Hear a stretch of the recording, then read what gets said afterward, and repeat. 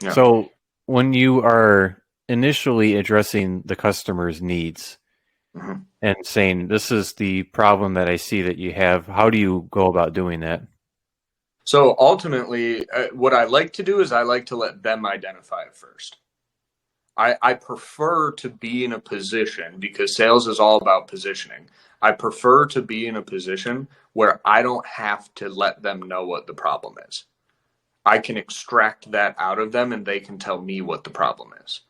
And a lot of times you extract the problem and they don't even realize it's a problem. Hey, when somebody submits a form on your website, what happens next? Well, we get a form submission, and I think that comes through in an email, and Rebecca at the front desk usually gets that, and then she'll let me know, and then I'll give them a call. Well, to me, that's a problem. Hmm. But to them, it might not be because that's just how their business has operated for years, right? But to me, I could see a 50% increase in closed deals just off of improving that. And so I'll regurgitate that and say, have you ever thought about the fact that if you don't respond to that form submission within 3 minutes, they're 80% less likely to buy? And they're like, oh shit, Rebecca checks that once a day. And then they're like, oh, that is a problem, right? So I just extracted a piece of information. I know enough about the process and how it should work.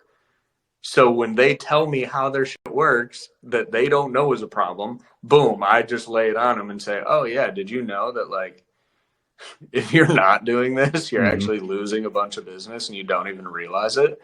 And then they're like, oh my gosh, how do we fix that? And it's like, well, I have this thing that we just plug in right here and it would work like this, you know? Hmm.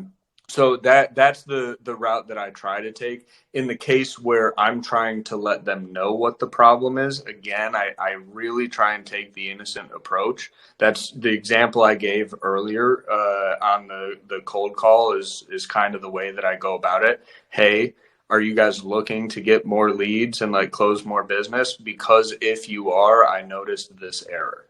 And like that should be fixed if your goal is to get more leads and more business.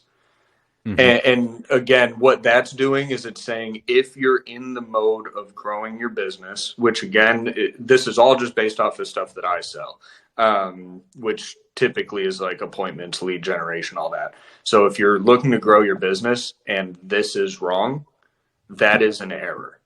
And I just try and make that very clear. And it's like, if that's your goal, then this needs to be fixed.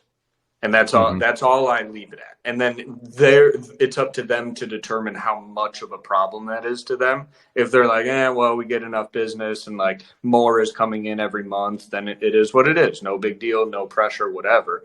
But if they're like, oh shoot, I didn't even realize that, then it's like, boom, all right, conversation's open. You're the type of guy that I want to talk to, and actually spend time on. So that's the avenue that I usually take with that type of stuff.